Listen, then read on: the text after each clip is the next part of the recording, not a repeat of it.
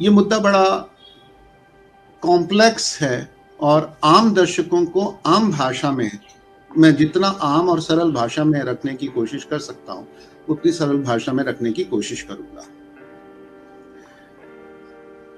जो पैसा है वो वस्तु का, एक दो वस्तुओं के बीच में लेन देन की सुविधा को आसान करने के लिए किसी एक वस्तु को, किसी एक माध्यम को लेन देन के माध्यम के तौर पे इस्तेमाल करने के लिए इतिहास में अलग अलग वस्तुओं का इस्तेमाल किया गया। कहीं शंखों को इस्तेमाल किया गया, कहीं पत्थरों को इस्तेमाल किया गया, कहीं सींग को इस्तेमाल किया, कहीं दांत को इस्तेमाल किया गया।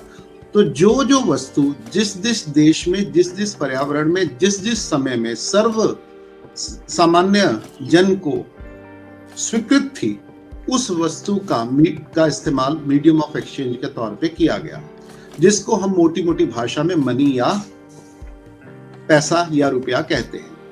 तो अलग अलग देश में उसके लिए अलग अलग शब्द हैं, कहीं पैसा है, कहीं पीसो है, कहीं डॉलर है, कहीं सेंट है, कहीं डॉलर है, कहीं रूबल है। ठीक है, भारत में जितना भी पुरातत्व इतिहास हमको मिलता है, चाहे वो रामायण हो, चाहे वो महाभारत का इतिहास हो, हमें पैसे की जो अहमियत है और पैसे की जो चलन है उसका पूरा का पूरा इतिहास मिलता है। और अब हम इतिहास में जितना पुराने जाते हैं उतने पुराने हमें सोने के, चांदी के, तांबे के, हर तरीके के सिक्के मिलते हैं।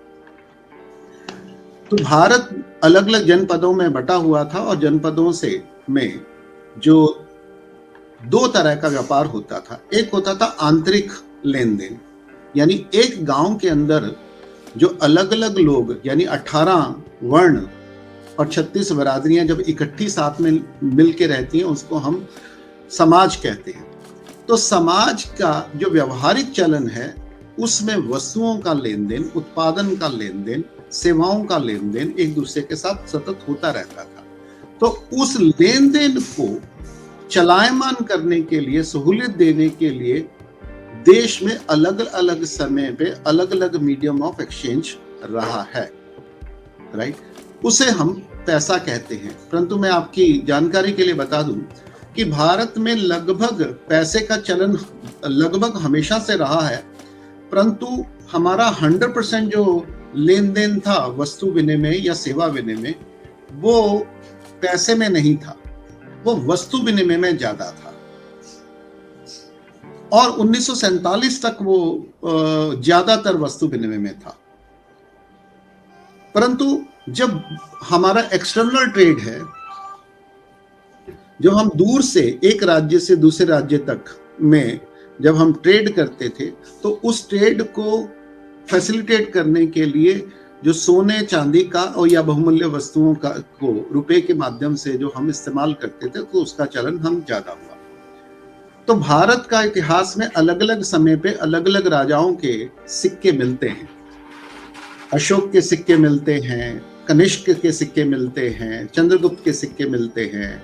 तो जितने भी हमारे महान शासक हुए, महान राजा हुए, तो उन्होंने अपने अपने दौर पे अपने अपने सिक्के चलाए हैं। और देश की समृद्धि, क्योंकि देश का जो सरप्लस प्रोडक्शन है, क्योंकि प्रोडक्शन का जो आधार है वो हमारे गांव है, चाहे वो खेती हो, चाहे पशुपालन हो, चाहे छोटे उद्योग हो, उनका आधार भारत में हमेशा गांव रहे हैं। तो वहां से जो सरप्लस प्रोडक्शन होता था वो शहर में आता था, और शहर के माध्यम से, वो व्यापार के माध्यम से देश दुनिया में वो फैलता था, जिसके लिए पैसे का चलन ज्यादा था। तो ले दे के हम ये कहें कि मुद्रा की ज्यादा आवश्यकता और जो ज्यादा चलन है वो शहरों में, और शहरों से ज्यादा के बाद अंतरराज्यीय व्यवस्थाओं में रहा।